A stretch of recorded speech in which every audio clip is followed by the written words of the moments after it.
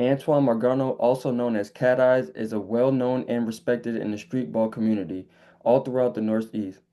Cat has also won championships in numerous summer leagues, including his most recent last year in Neighborhood versus Neighborhood and in the Hoopsville Pro-Am. Cat also recently started coaching in high school basketball at Del Castle Technical High School, where he was named Coach of the Year, was conference champs, and went on to two separate six-game winning streaks. Thanks for coming on, Cat.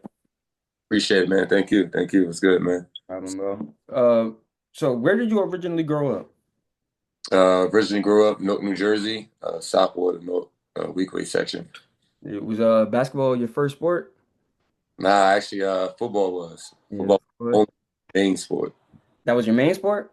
My main sport. Damn, end up playing football in high school instead of well, you played both probably, right? Nah, so I ain't played basketball. I stopped playing football my junior year, and that's when I tapped into basketball.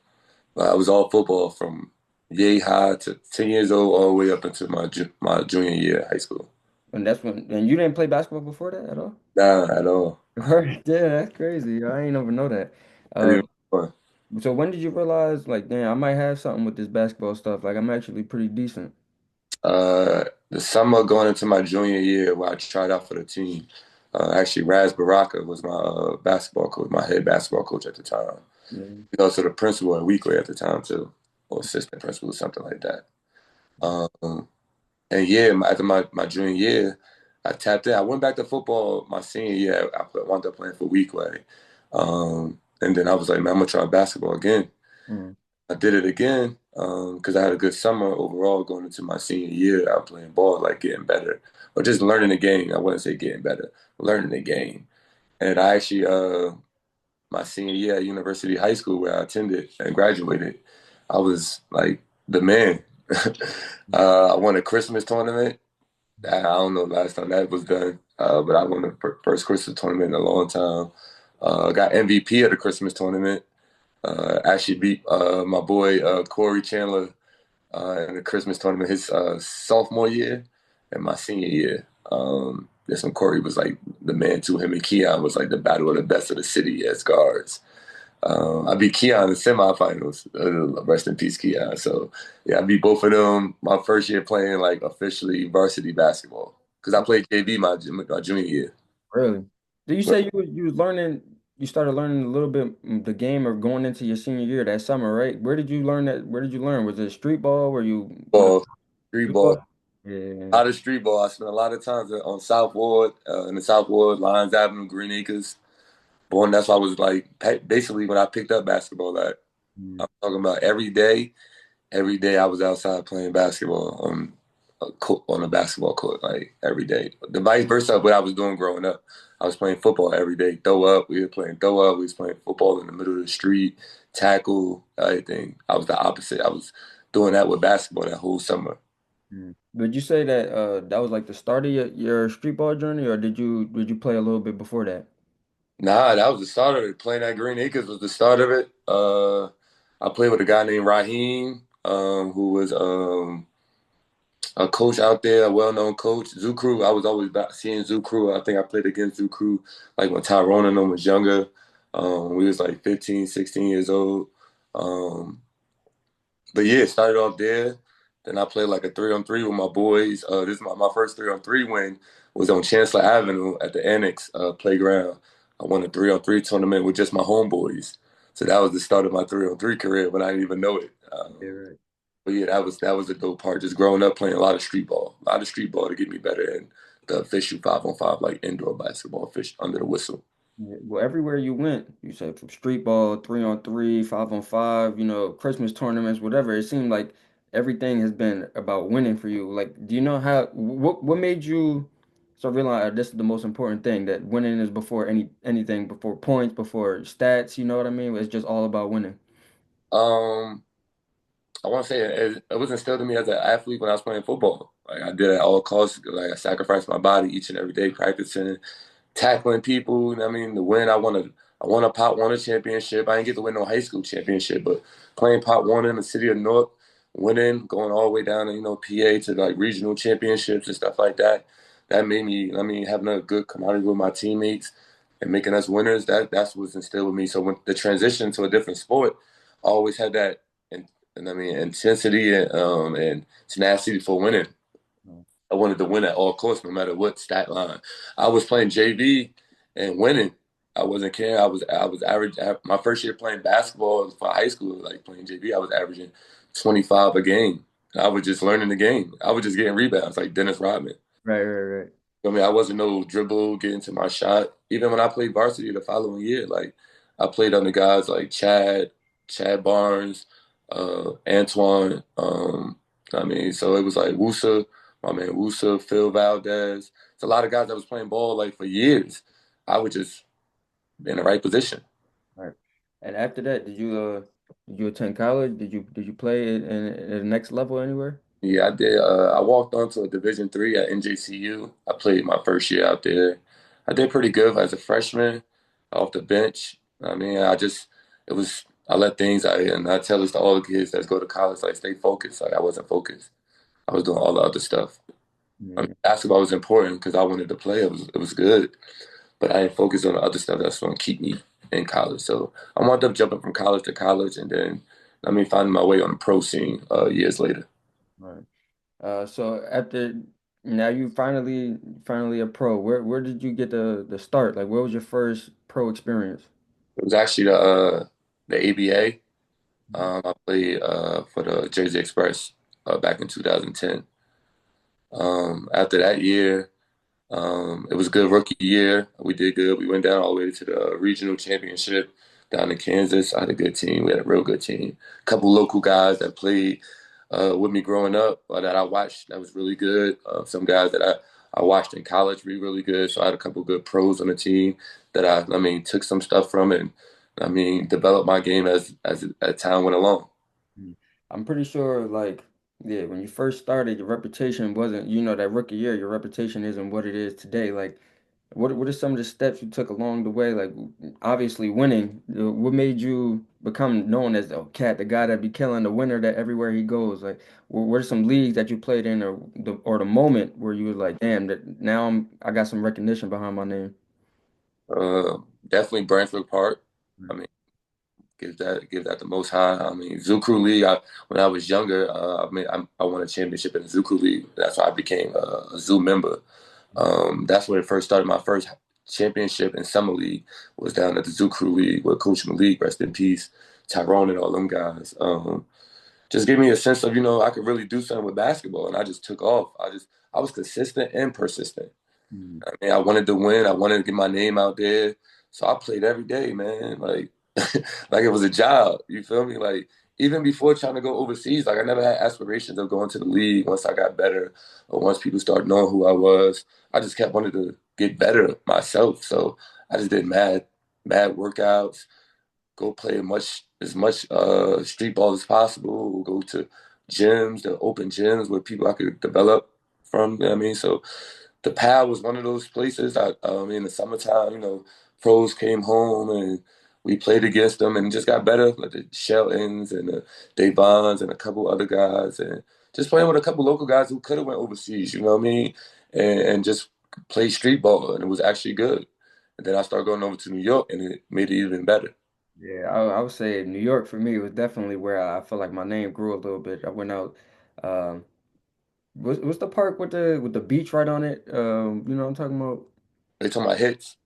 Yeah, yeah. Hoops in the Sun. Yep, yeah, yeah. I had my I guess like breakout game over there. You ever played out there?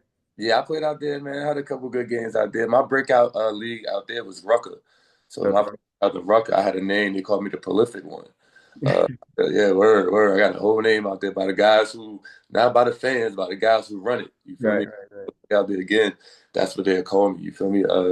They said I could score. I could score 20 to 30 points without having the ball in my hand. Hey, for real. Score ever. Yeah. That actually, that's a fact. Uh, so yeah, so just being out there, playing on the grounds like NBA players played on, like Kobe, I mean, and all the New York guys, top New York guys. But Rucker was one of my places. I also killed at Tri-State one year. Made it all the way to the semifinals with a team that was 0-2 and wound up turning that team around. We wound up making the playoffs.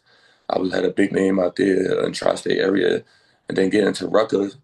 And then Dykeman, of course, played a lot of Dykeman basketball. So just that red carpet of basketball, you know what I mean? A lot of the New York circuit is elite. So once you get into that, a big game over there could put your name somewhere else. Right. Overseas, you know.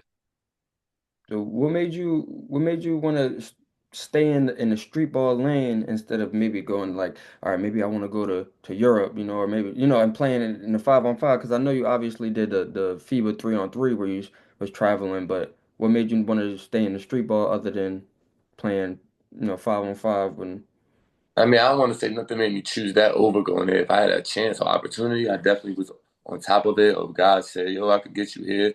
It's definitely with the connection. I think the street ball route I went, I had to develop for so long because so many guys had names already, especially from my city. The Corey Chandlers, the Keons, the other guys that was playing overseas, Jamar Nutters, Sheltons, like those guys. I was up, I was up and coming with those guys, so they already had a name for themselves. They was already established either overseas or wherever we was at playing. So it was just hard coming up underneath those guys and actually trying to get an opportunity to play overseas. Could it have happened? Yes, because I definitely thought I worked harder than a lot of guys that was going back and forth overseas. I mean, I was stuck here trying to figure it out, but it made a lane for me to play 3x3 overseas, which was I'm not gonna say it was a better opportunity, it was a more fit opportunity for me. I think later on down the line, I got to travel to I want to say over 100 different countries in 1 year. So it was like different. You feel me? You flying to one country playing for 6 months versus every other week I was going to a different country. right. I mean, passport was stamped. So when I look at it at that aspect, I figured like God's plan for me wasn't to do that. It was to do it another way and figure it out, still become a professional in the lane of the basketball world. Yeah, and basketball has is a bunch of different routes. You know what I'm saying? Some people go like high school, college, to pros, to the NBA. You know what I'm saying? But some people, their journey is a lot different. You know, and you get on the same court with them. I'm taking cat most of the time. You know what I mean? So it doesn't mean just because it's different don't mean it's worse or better. You know what I mean? Yeah, and at the same time, it was more or less, what I mean, I was just still learning how to play basketball. I was having fun. Yeah. Like these guys, the guys that's I mean that's I mean I took it serious, but the guys taking it serious is half-assing it when they come home, making excuses. So I'm like, man, if I could take it serious and then I'm killing these guys when they come home, like, and then you hearing it like people telling you like, yo, you should play overseas, cat. Like, man, you could be in the NBA. Like I'm like, oh, where? Like. I did a couple G League combines. You feel me? I wasted the money. I wasted the $200, the $300. You feel me for a workout, and then I mean it was guys there that was D1. I was a D3 1 year.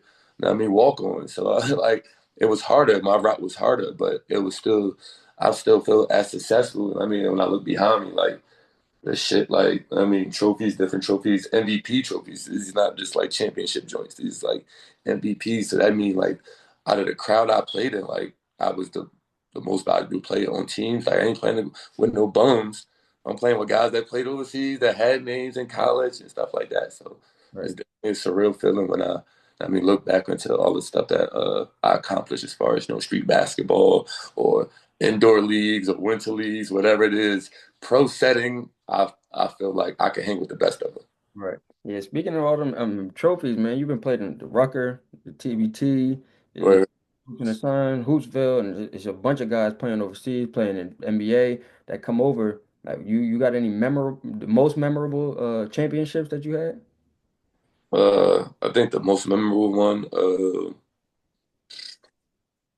I ain't gonna lie, yeah, and you're a part of this though. It had to be this year's Brantford one. I think this one was more special. It came almost special to the one I won with Keon when we went back to back when he hit the game winner.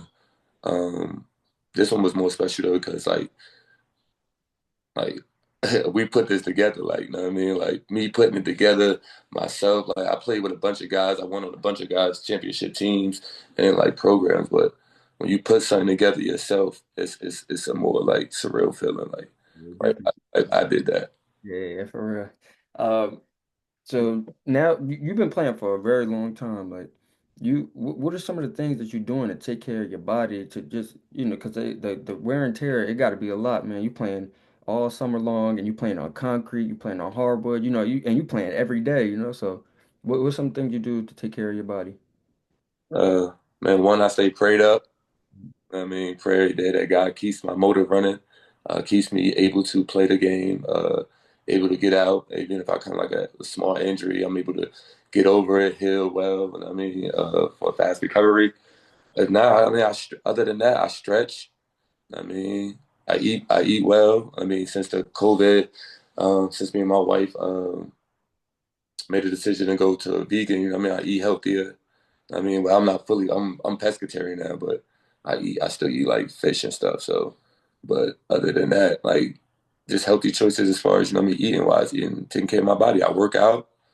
I mean, I don't do nothing like the normal person wouldn't do as a pro or they took basketball serious.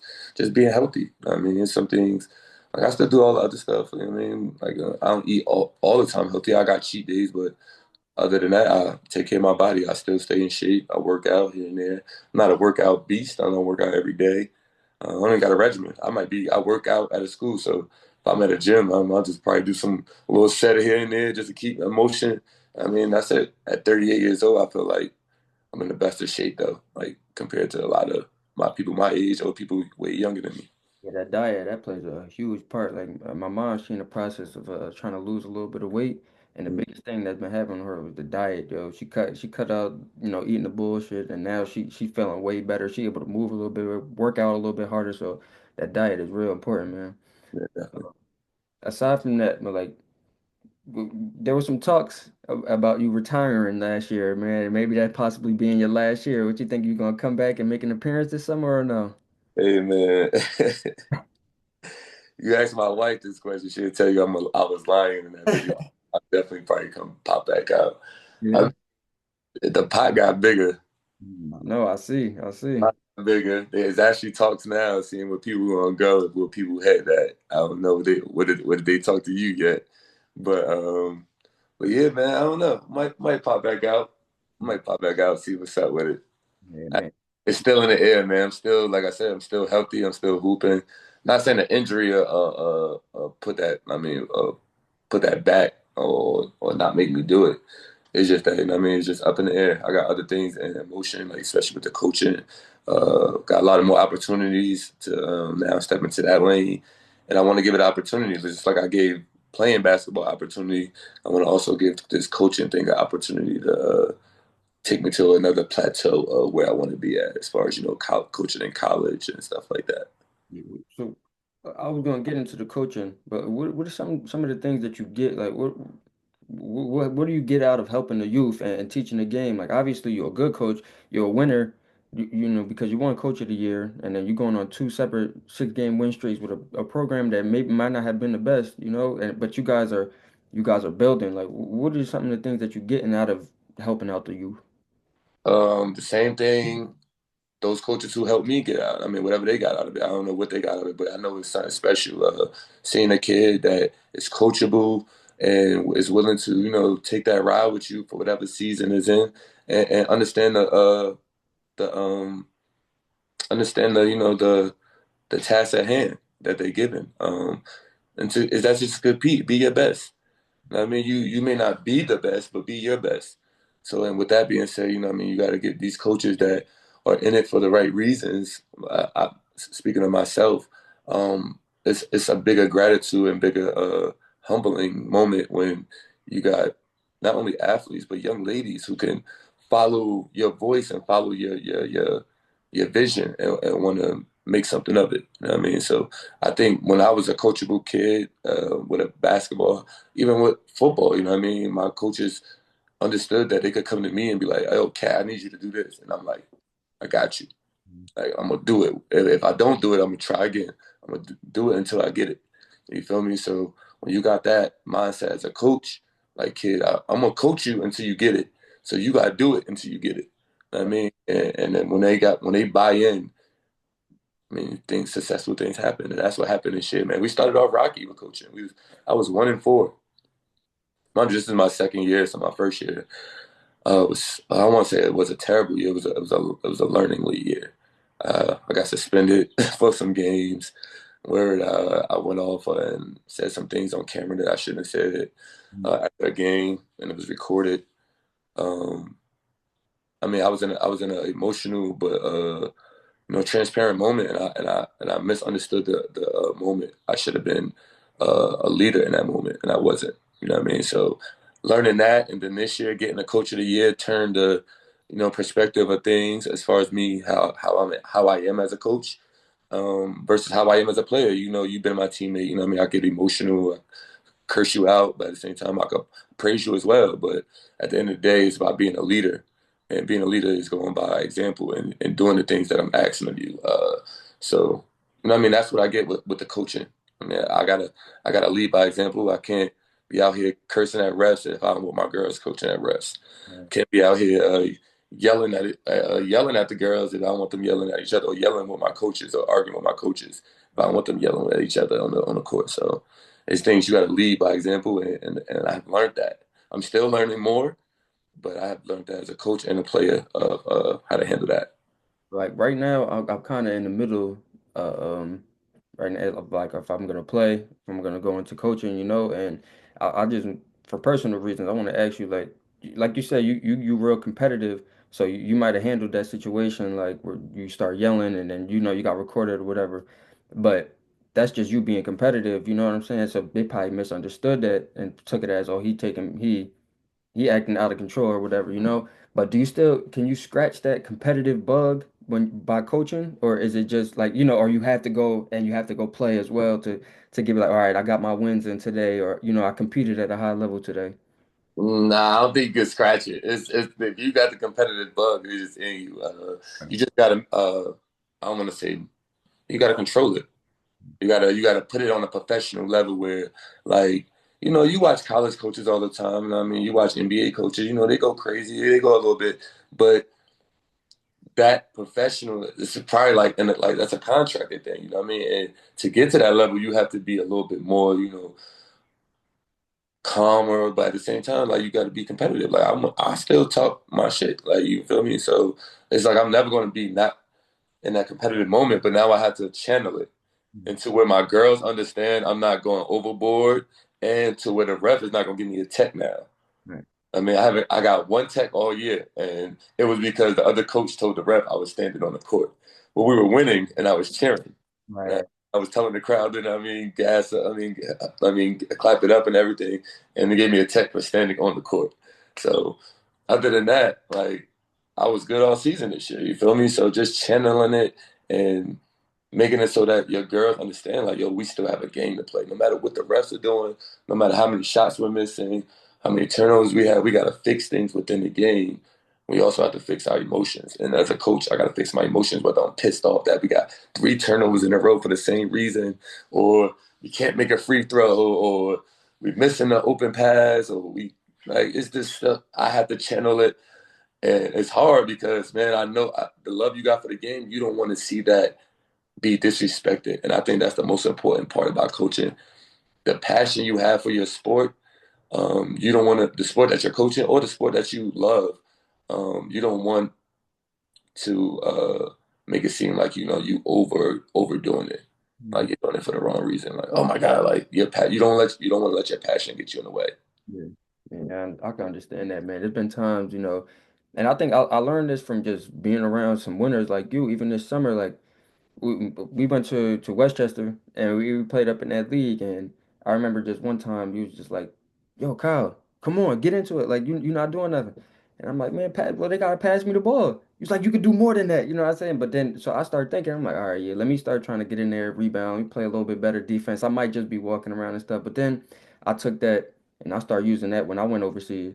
And I started telling my teammates like, "Yo, it's not all about having the ball." You know what I mean? So now I'm learning from winners, but I have to understand like, oh, I can't just be screaming it at them. I gotta control that passion, you know what I mean, and that competitive fire. I gotta lead and teach, just like. Yeah, I could yell at you as a teammate, but my yell can't be like, yo, like I'm cursing, like I'm upset at you. Like it got to be like I'm urging you on, like, and that's the passion I got for the game. Like you said, I said that to you, but at the same time, like nobody said that to me, but I was always saying that to myself, like, yo, you don't. I never needed the ball. Like I played against ball hogs, like a dominant guard. ball handlers. You feel me? So Keon Lawrence was a dominant ball handler. He was the man. You feel me? I had to wait for a rebound. I had to learn pick and roll. Now you gotta give me the ball. So it's so much. When I say it's so much more you can do in the game of basketball without the ball, you should never like not saying you, but even kids like, oh, I don't got the ball in my hand. So what? You could box out. That person is not gonna make it every single time. Right. Now you put yourself in the right position. That's why I could out rebound 7 footers. I could out rebound people that's taller than me, stronger than me, because I know I got a knack for the ball. If anybody you ask, I know how to position myself where I know a rebound. That person, I know how that person shoot. All right, boom. I know it's gonna hit. Like this is the stuff I think about in the game. This is stuff I learned while not being a good skill set player. Right. They, oh, you're not a skill set player. Like I don't. Oh, I can't. Boo, boo, boo, boo, boo, boo, boo, but I can. But I just don't do Right. it. I do Right. the simplest stuff. Like if I feel a little funky, yeah, I might hit you with a move. You feel me? Make somebody fall. You know what I mean? But that's not.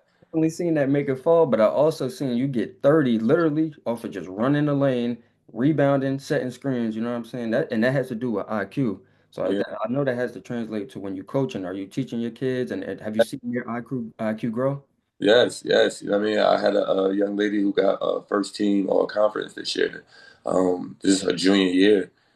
She's a big, and now she's developed how to post, how to play defense, how to read, how to keep her hands up, how to, I mean, rebound, go straight back up. Like her IQ of the game now. Now she sees now some things she do. I don't even tell her to do. You know what I mean? Even with my guard is one of the best. She got a second team all conference. Now I got girls getting things that they didn't think they could get. Same way how people thought I couldn't do all this stuff. You feel me? Like they ain't think I could do this. I mean, they ain't believe they damn sure ain't pick me over the other people that's a part of it. You Right. feel me? So now it's like you could get this. Like go get it. We got 16 years since they won their last conference championship at that school. 16 years ago. Right. I mean, so some of the kids that was a part of this championship wasn't even born. Right. Yeah. Yeah. That's Feel me? crazy. That's crazy. Feel me? Wasn't even born when the last time the school won a championship, and we did that. You feel me? So don't tell me you can't do something. I tell them you say you can't at practice or at a workout. You give me 10 push-ups. I mean, like, or you run. Pick one. Right, right, right. With this coaching thing, I know you say you thinking about getting into college, but like, what would be the ultimate goal, maybe even like an end goal for you in this coaching field? Like, would you want to possibly one day, maybe NBA, or you know what I'm saying? You saying you can't, like, dream and don't say you can't do things. Like, what's your end goal? Would it be NBA or professional or some way? My pockets would be saying hell yeah. Uh, I mean, but my mind, in my mind, my soul is. I mean, I treat it just like how I treated when I first. I mean, got the gift of of talent with basketball. Like I'm gonna take it as far as I can. You know what I mean? Like it's no limit. It's no goal. It's no set goal. It's no limit. If I could coach, you know what I mean, until I'm in my 90s, you feel me? Like I'm gonna do that too. You feel me? So it's like, or if I could play into my 60s, you feel me? Like it's no limit right now. I don't have anything like a ceiling. I don't have a ceiling. You feel me? That sense, you feel me? I don't have a set standard of where I want to be. Oh yeah, I'm gonna do. No. I said no. I have goals like I want to do 2 years, 2 more years of high school basketball. Hopefully, win a state championship other than conference championships. But if I keep getting conference championships 2 or 3 years, I want to go to the next level of college. College, if I win there, blah blah blah, got an opportunity to go to a more pro. I do that too.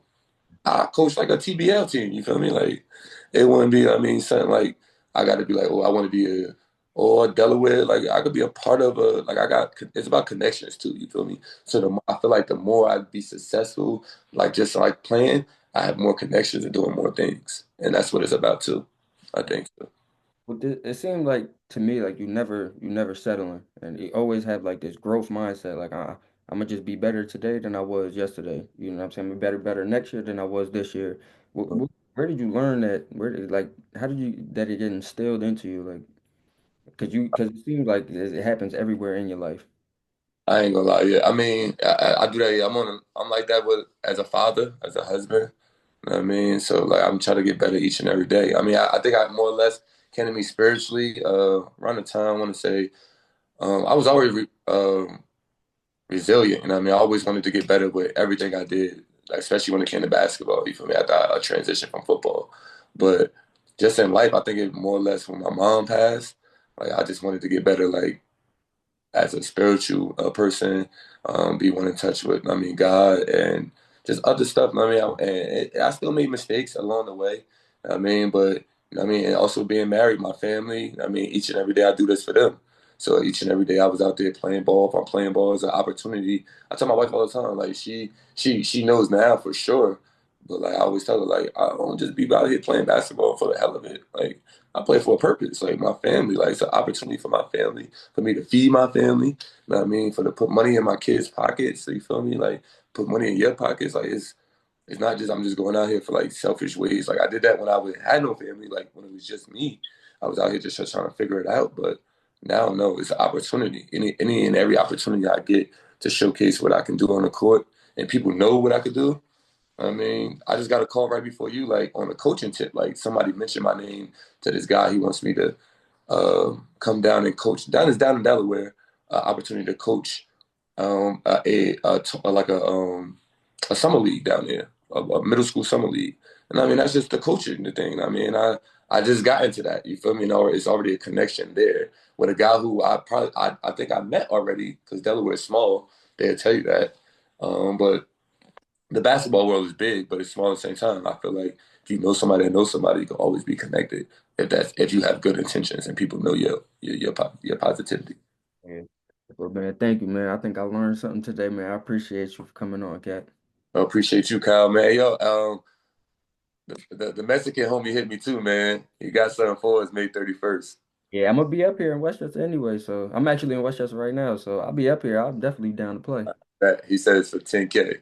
You Yeah, got part, but it's for 10K. I mean, yeah, I'm trying to win that for sure, man. Just asked me this morning. He's like, "Is Cal home?" I said, "Yeah, Cal's." So he said, "Yeah, I saw him. I saw him post." I said, "All right, but I'm calling over. I got to speak to Cal today. I'm gonna let him know. Yeah, man, let's get a squad together, get down there and get that bread, man. No more. Say no more. All right, thanks, Cat. All right, bro."